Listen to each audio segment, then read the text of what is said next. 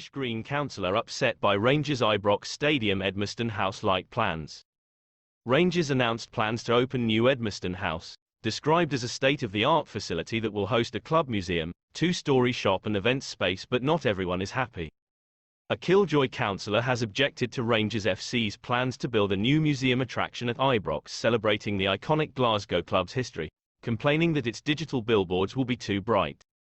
Rangers announced plans to open new Edmonton House, described as a state-of-the-art facility that will host a club museum, two-story shop and events space in December. The flash new attraction would also include a display of wall-mounted LED digital media screens. On match days, the events space will be used as a family-friendly hospitality space, with activities geared towards a family audience. Indoor TV screens will also display old footage and player interviews, while there be a chance for players to do Q&As with fans as well as photo opportunities with the club mascot, Broxy Bear. It is hoped the attraction will draw fans to the club, which has faced financial difficulties in recent years, outside of match days too.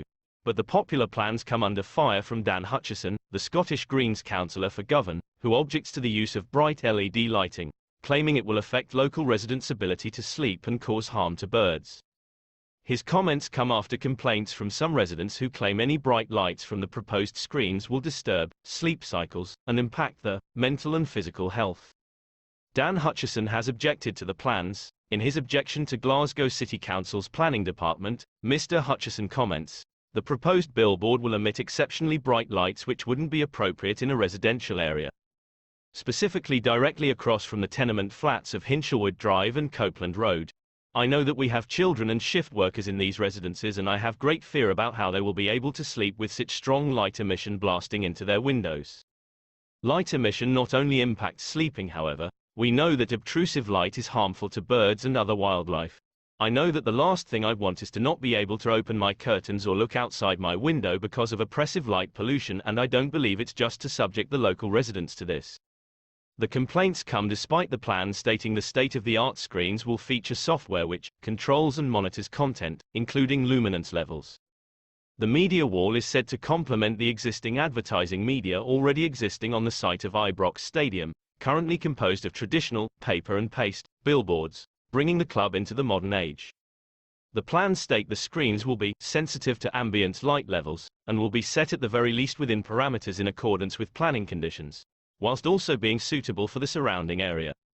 The Edmonton Drive venue is expected to create around 100 jobs, and Dave Pyatt, the former general manager at King Tut's and the O2 Academy in Islington, has been brought in to run the exciting new events space hosting everything from small gigs to weddings.